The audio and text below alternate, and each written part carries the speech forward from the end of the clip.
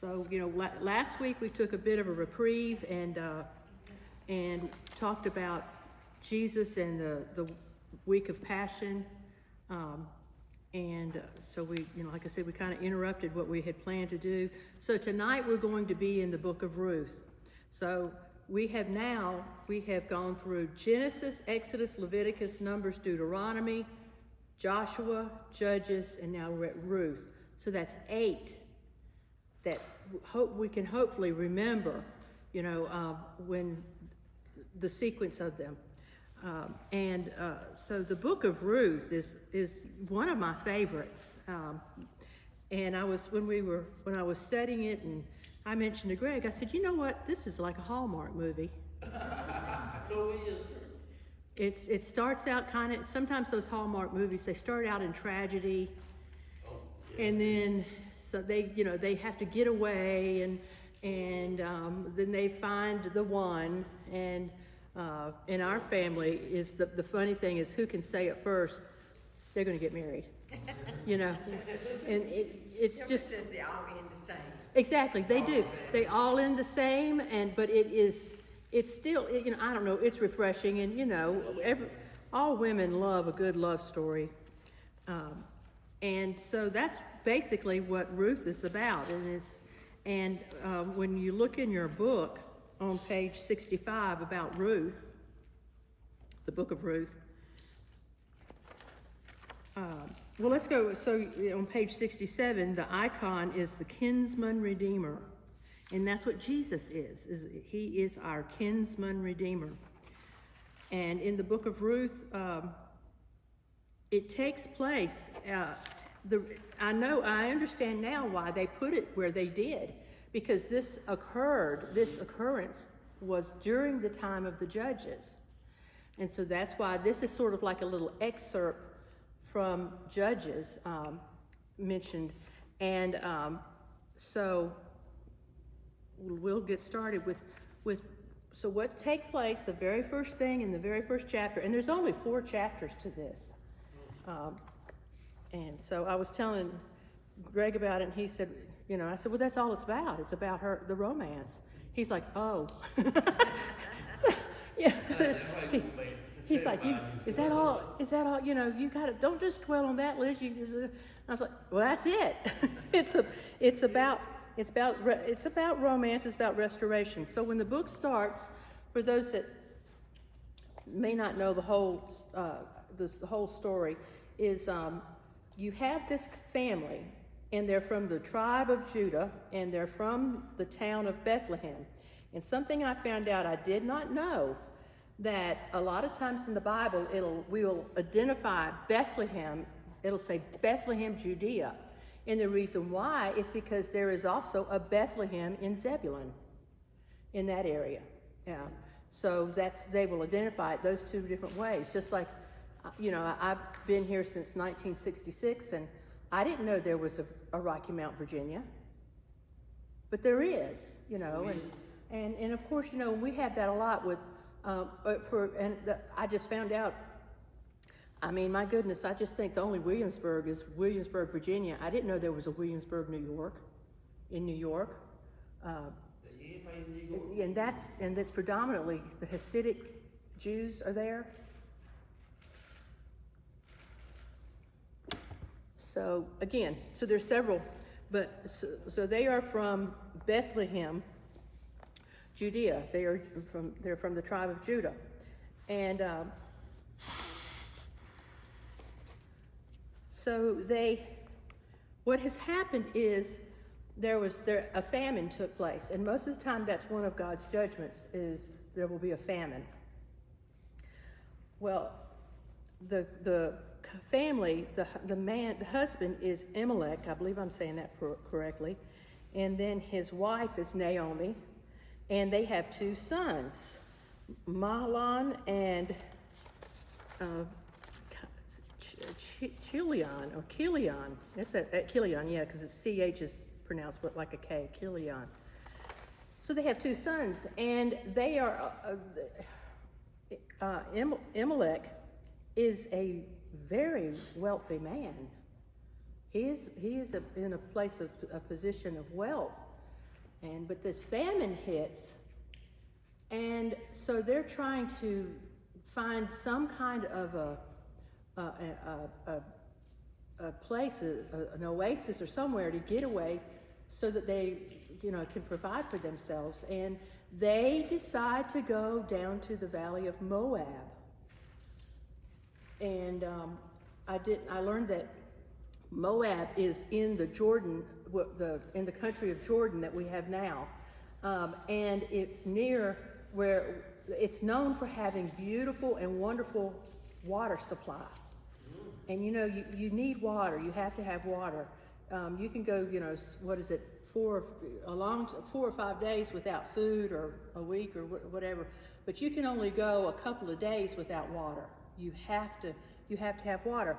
So here they are. They again are wealthy, but they leave Bethlehem. And the name Bethlehem, when we talk about the Hebrew alphabet, you've got the first letter is Aleph, and then the second one is Bet. And the icon for Bet is a house. So Bethlehem is house, and Lehem is bread. So it's house of bread. So they're leaving the house of bread and going to Moab. While they're there, Elimelech dies. And at that point, then their 2 sons, she gets them wives. And the 2 wives are from Moab. Well, they've been told not to intermingle with the Moabites, but that's what they do. And I found this very interesting, that Ruth and Orpah, the 2 wives, are sisters. And their father, is the king. Okay, let me find my note here. They both are princesses, and they're daughters of King Eglon. And Eglon, I know y'all don't remember this, but he is the king of the Moabites. And in the book of Judges, it talks about Ehud, who is remember I talked about the significance, he was left-handed, and so therefore he put his dagger on the right leg. Most people are right-handed, so when they checked him to make sure he had no weapons, they went down the left leg, because if you're right-handed, you want to be able to do this. But because of that, they didn't see it. He went in and had an audience with the king, and he killed him. So that was their father that he killed.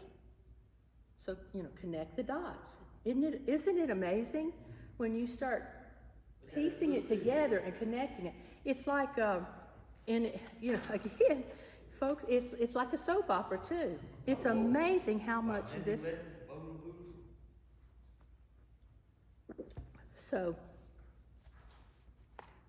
So like I said, so these 2 ladies, they marry the 2 sons. Now, here's some information about them, because we need to understand, it's good to understand their names, especially in the Jewish, because they always have significance. Ruth, okay, so Elimelech, his name means my God is king. And he is a descendant of Nashon, and a prince of the tribe of Judah, is in Numbers 1 and 7.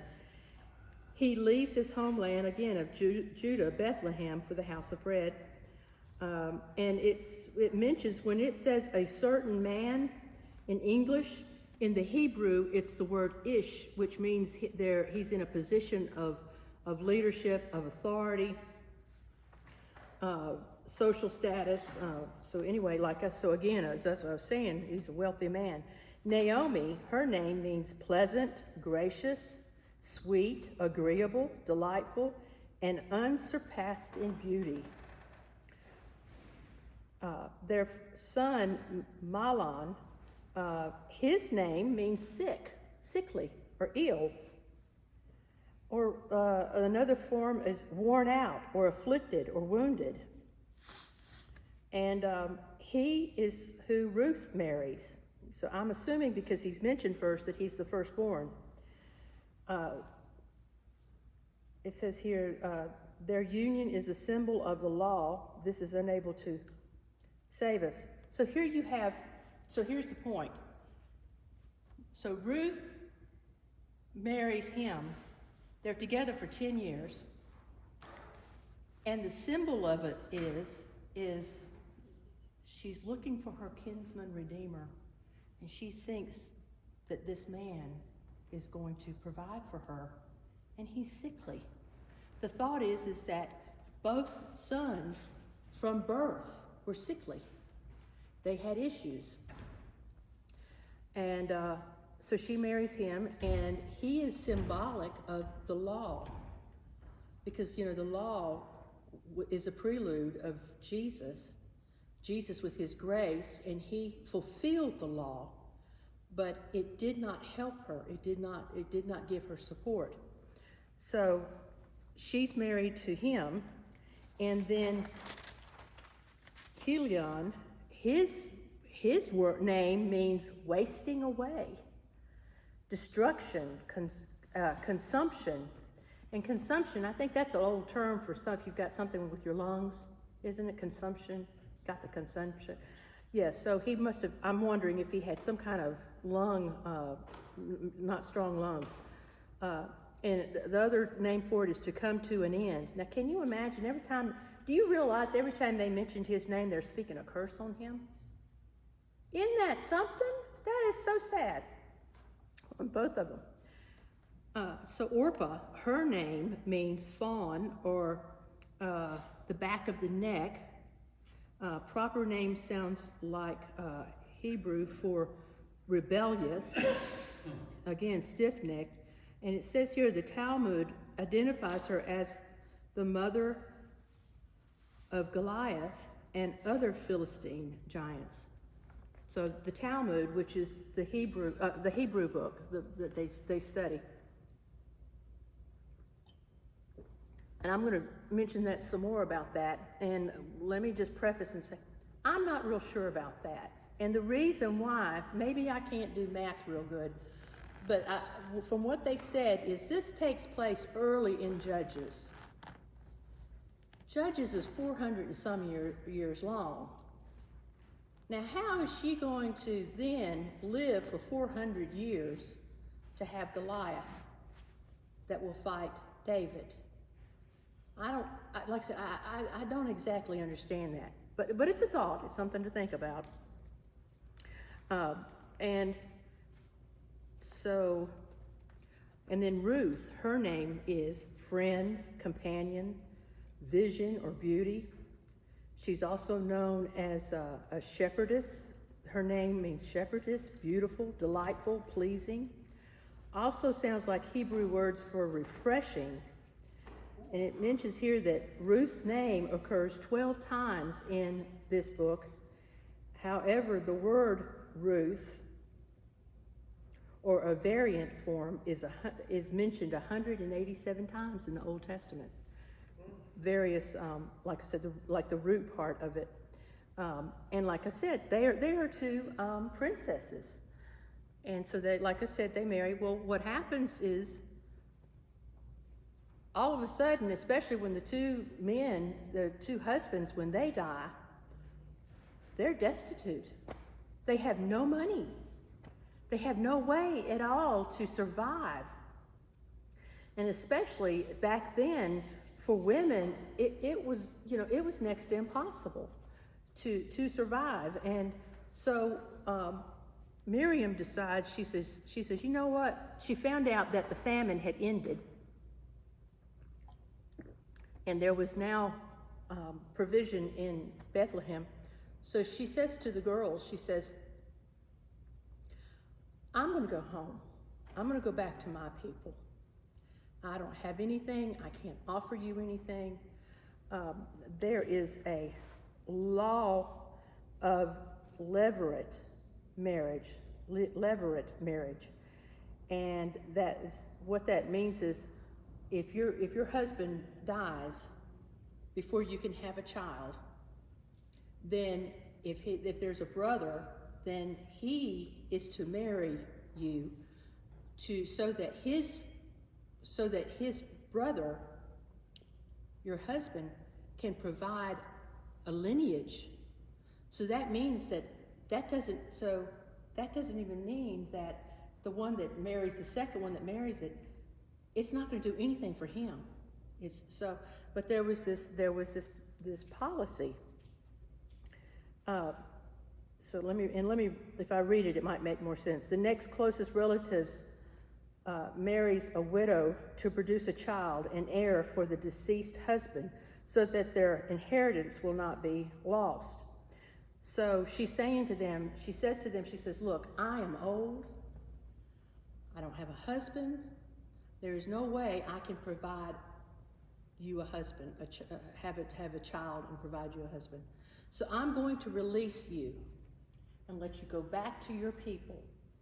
They had already, both these ladies had embraced Judaism and had accepted it.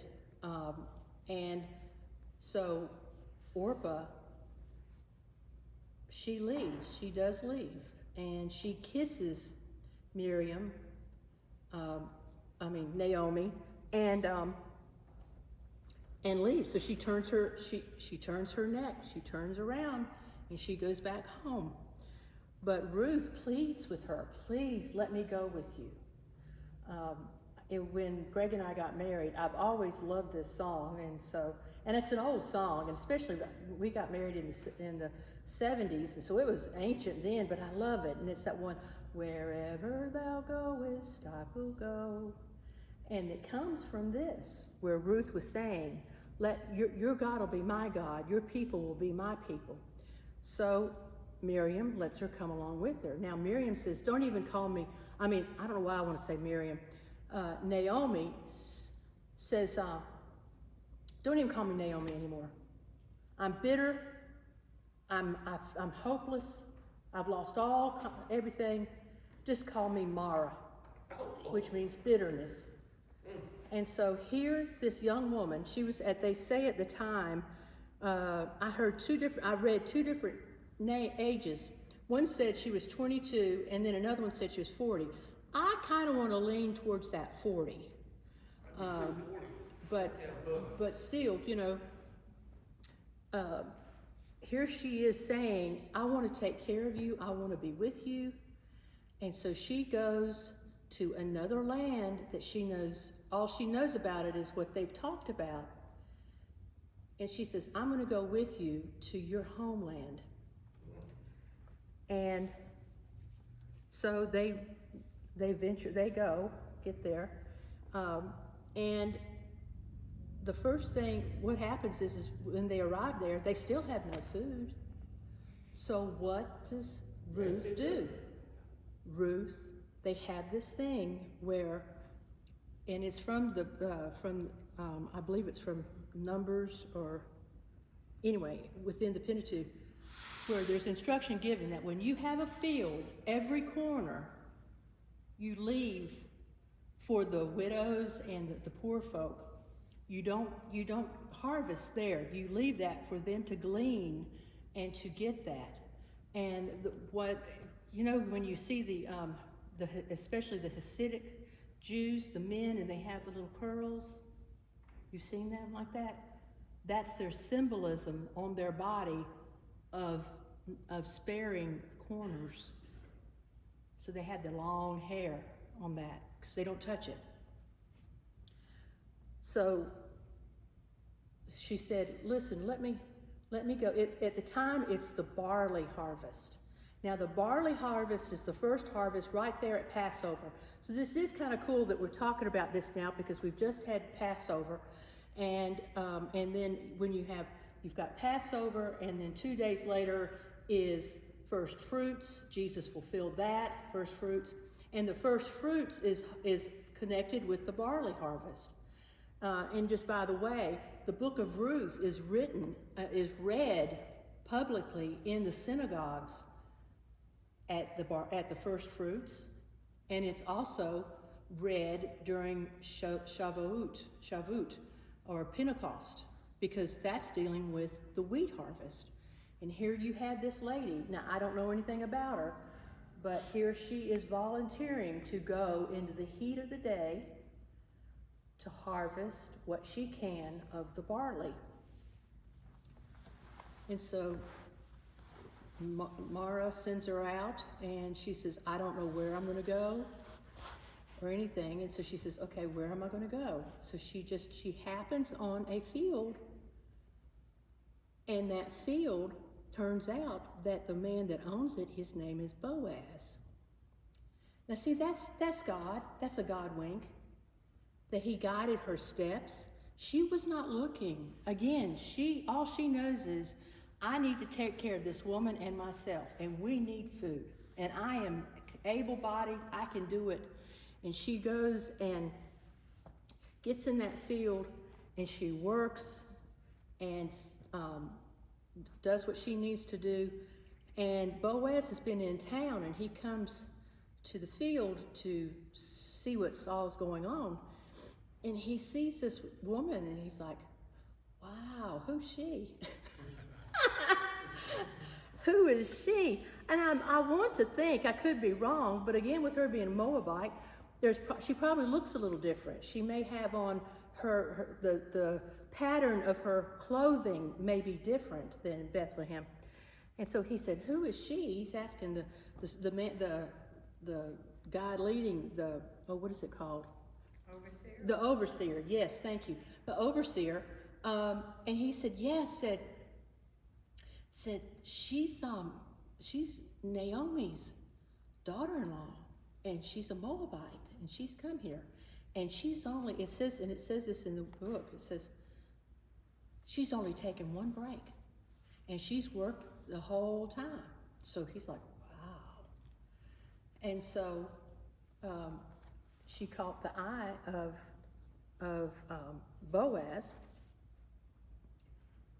and when it came time to eat lunch, Boaz says, come over and sit with us. So she got to sit with the cool kids, you know? And so she does, and Boaz, talks to her and says, yeah, I found out about you, and on and on.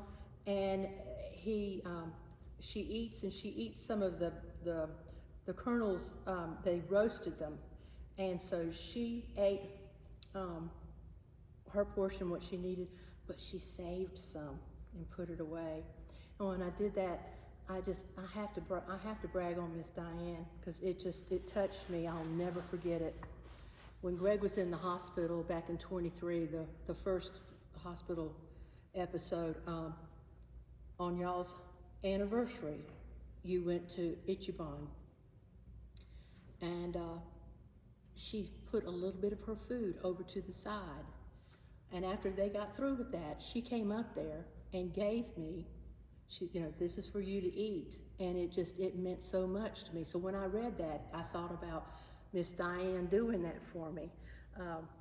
I'd never had anybody do that for me. So anyway, and she took it home to Naomi.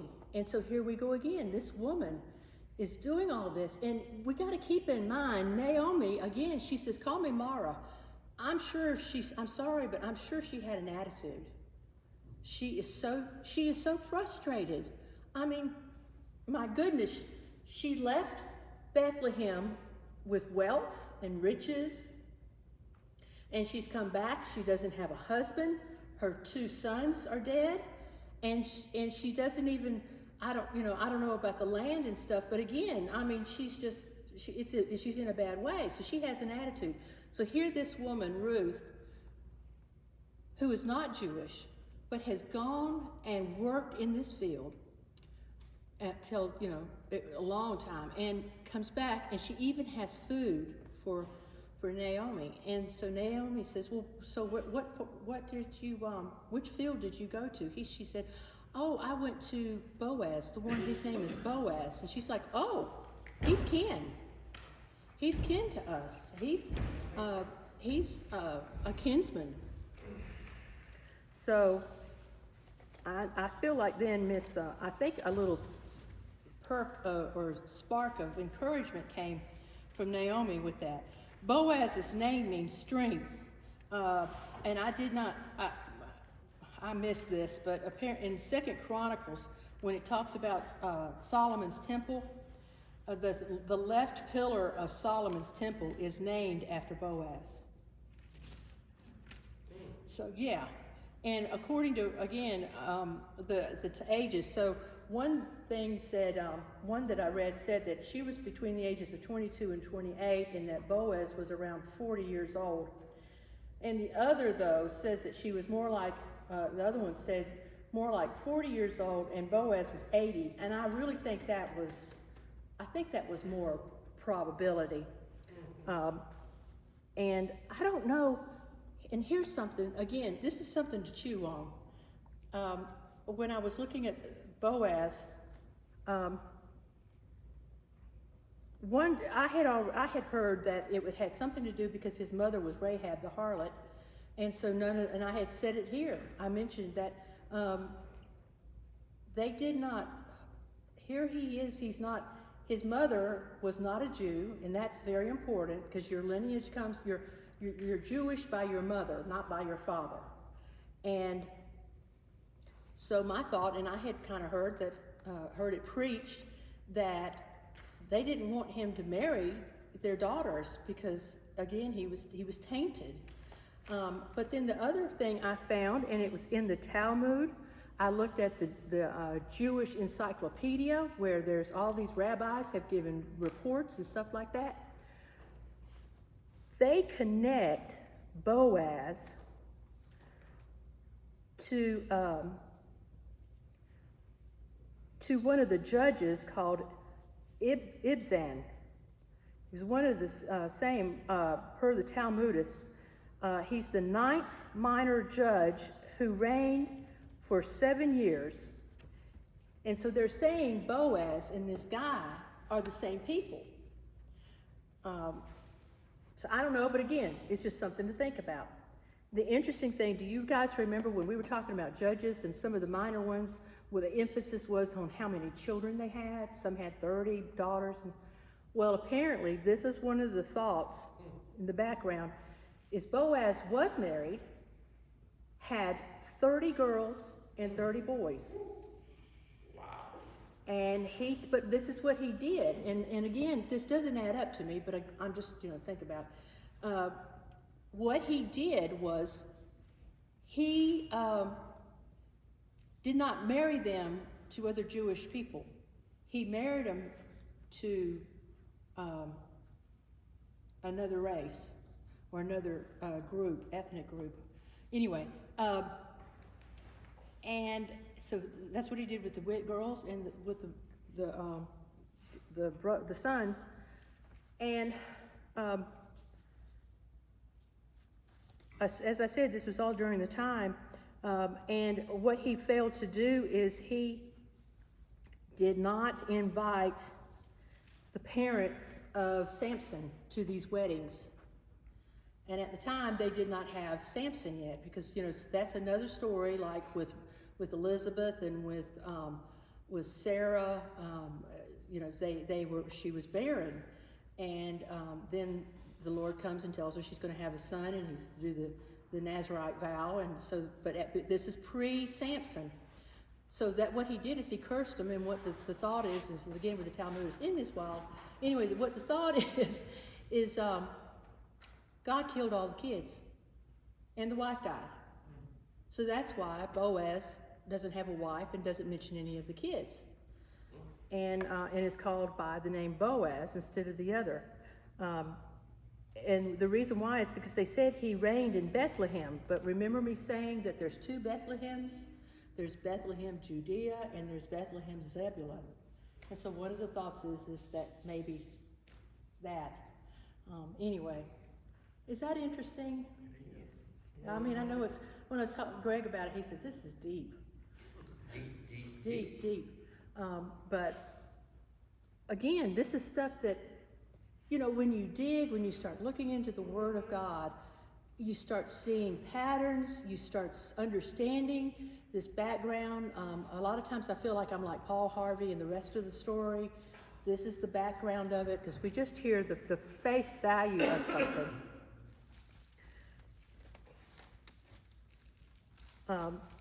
So let's see, I want to make sure. I want to say also, so Ruth, her, again, like I said, the icon was the Kinsman Redeemer. And in the Passion Translation, he has identified the book of Ruth. He calls it the courageous love. And I like that. I really like that because it was bold of her to do this. And so let's see, I've told you the names of the different people.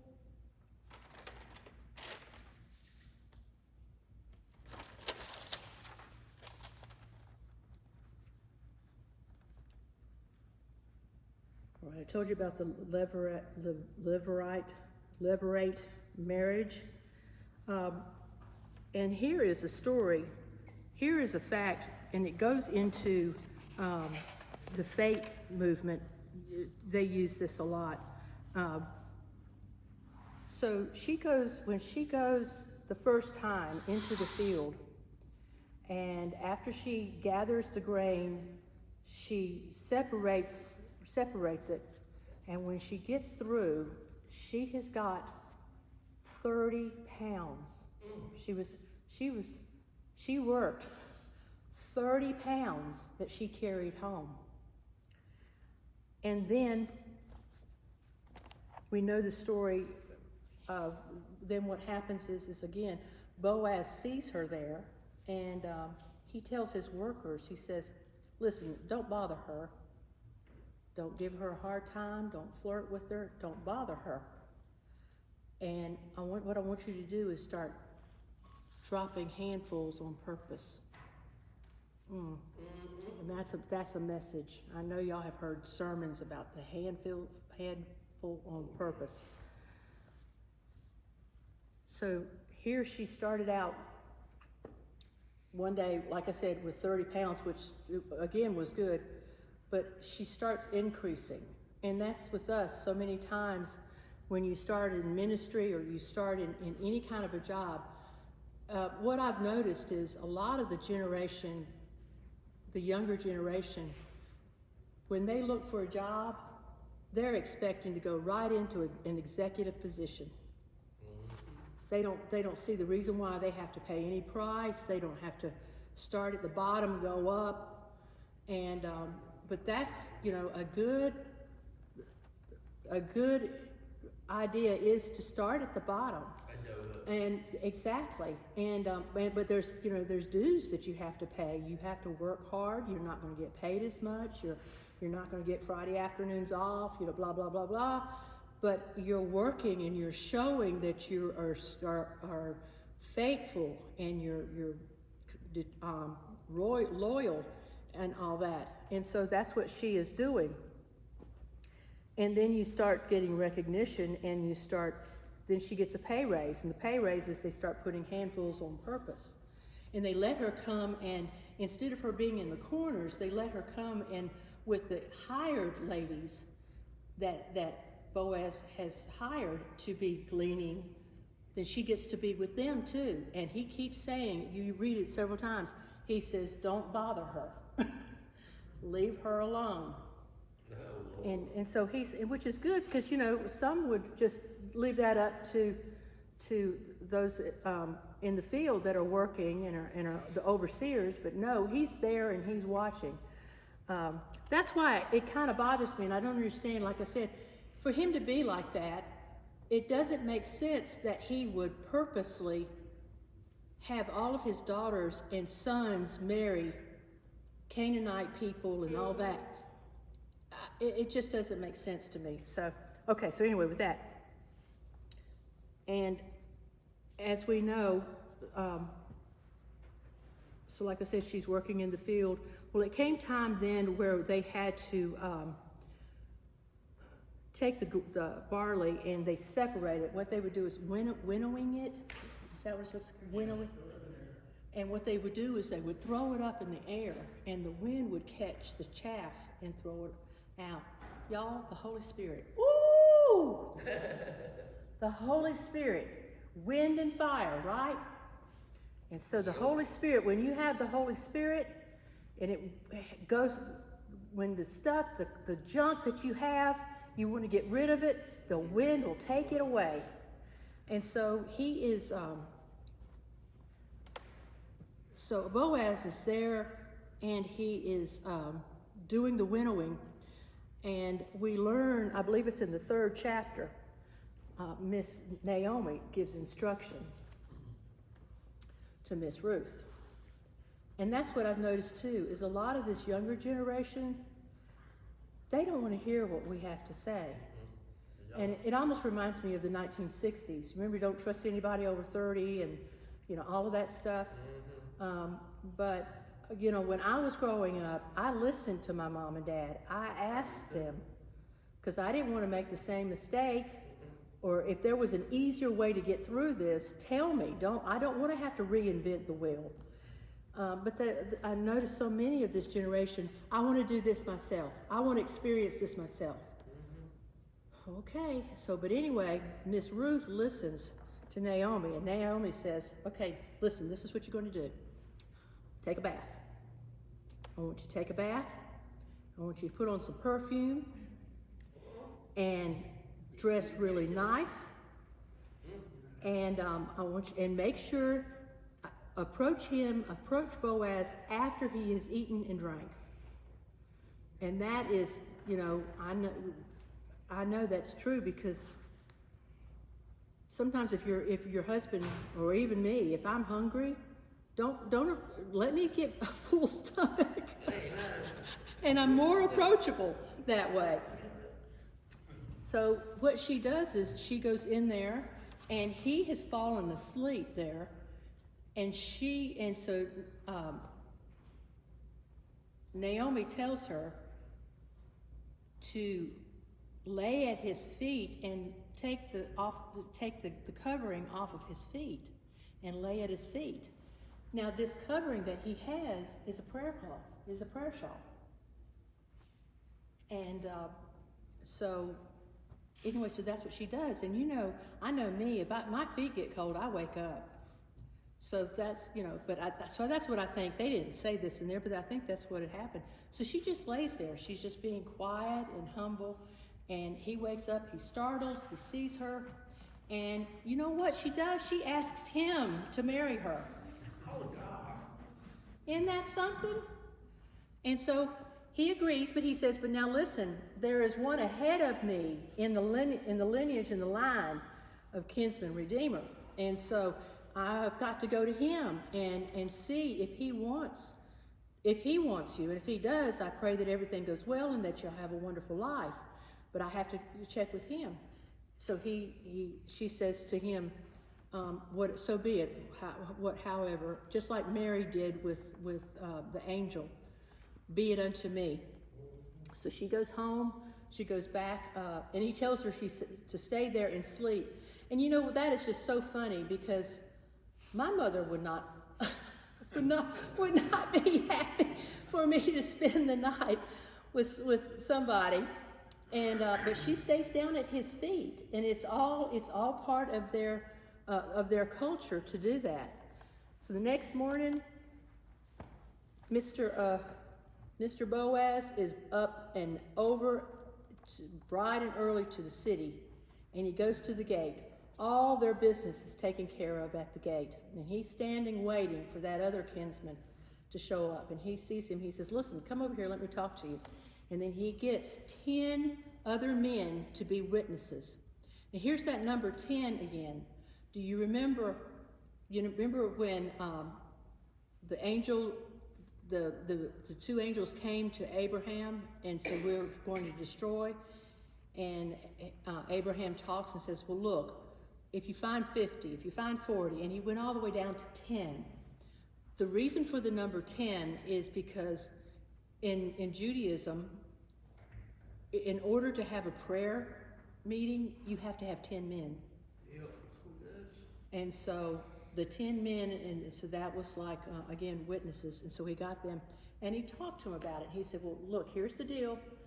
Naomi's come home, and her husband is dead, and so are you interested in the land of her husband's? Are you interested in it?" And the guy's like, "Yeah, sure. Well, Boaz is a wise businessman. He says, okay, well, listen,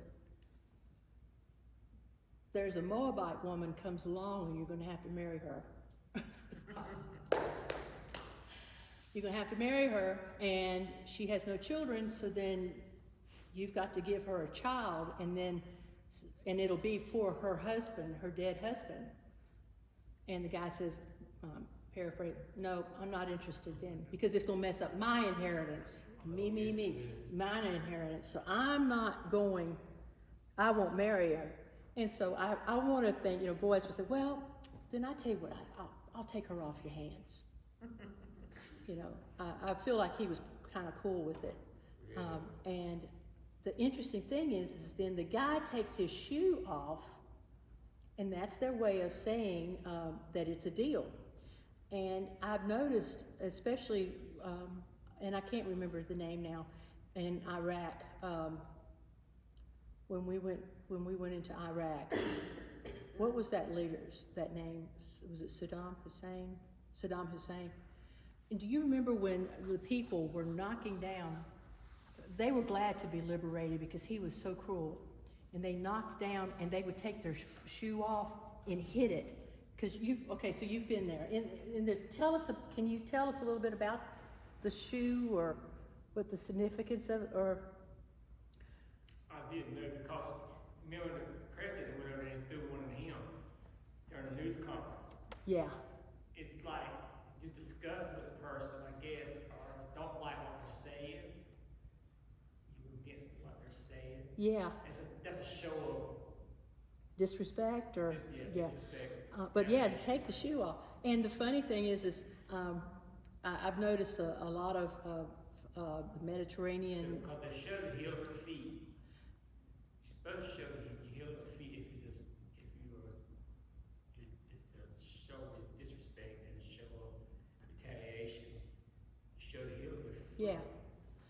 So that's a Middle Eastern, in that area, that's a custom with that shoe. See, I like my shoes too much. I don't want to lose, because if you lose one shoe, you might as well throw the other one away. But anyway, so that's my logic. But they make a deal, and so they get married.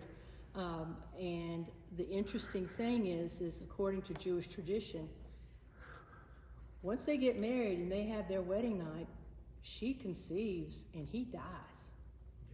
They don't even have one full day of being husband and wife officially. You know what I'm saying?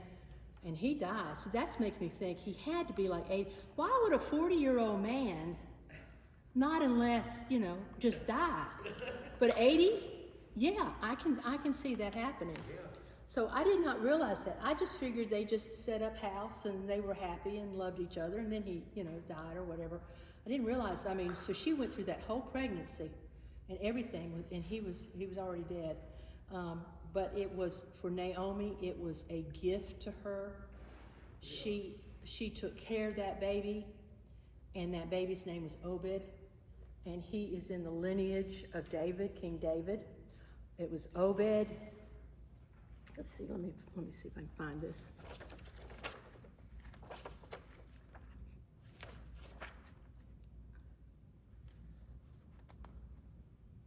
Let's see, it says, okay, let me back up a little bit.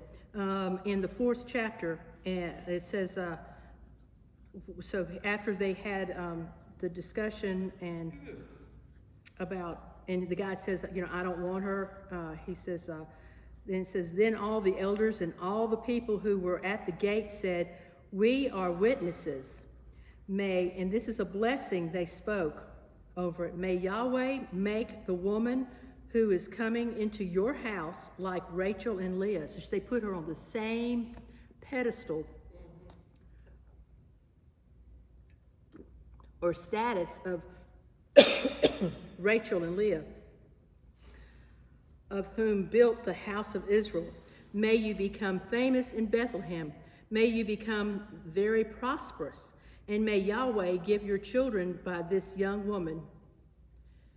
And through them, may your family be like the family of Perez, whom Tamar bore to Judah. again, that was the same thing that happened when we talked about that, Tamar. So like I said, they got married, and it says here, the last part of the 4th chapter says, the genealogy of David. It says, now these are the descendants of Perez. Perez became the father of Hezron, Hezron the father of Ram, Ram the father of Amminadab, Amminadab the father of Nahshon, Nahshon the father of Salmon. So this goes all the way back, because Salmon is one of the spies, because Salmon is the father of Boaz, and his mother was Rahab. Boaz, the father of Obed. Obed, the father of Jesse. So see, it's not too long. You've got Obed, the father of Jesse, who had a famous son, King David. So anyway, that's the cool thing, is this precious Moabite woman is in the lineage of Jesus and in the lineage of David. Now, so we look at this. I want to go with the different levels. Remember this in Mark, Jesus talks about that there was a farmer sowing seed, and some fell on rocky land, some all of this different stuff. But then the 4th level, he sowed it in good soil, and it received a 30, 60, and 100-fold on it. Well, that's also kind of connected with what happened with Ruth. Her first time, she got 30 pounds. And then when she did the deal with going to where he was winnowing the barley, he sent her, he said, look, you can't go home by yourself. You can't go home empty-handed. You've got to take something to Naomi. So he gave her basically 60 pounds, and it was however much she could handle on her head to carry. And then when she married Boaz, she got 100%. And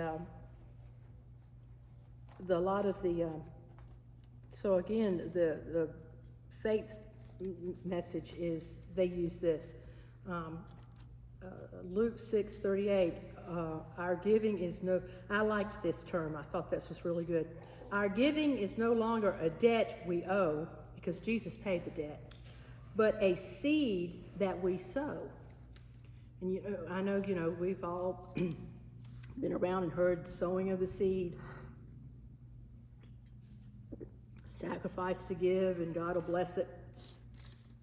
Give, and so we have that in Luke. It says, give and it will be given to you. Good measure, that's the 30-fold, which is just enough. Pressed down and shaken together, that's the 60-fold. Oh, yes. That level is enough and then some. And then running over is the 100-fold of more than enough.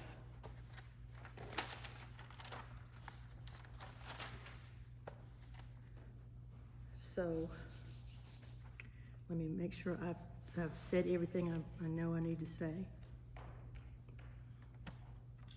Beholding Jesus in our book, it says, a kinsman redeemer must be 1, related by blood to those he redeems; 2, be able to pay the redemption; 3, be willing to redeem; and 4, be free himself. Jesus typifies each of these requirements. Amen. Amen. Now let's see. Does anybody have any questions or comments?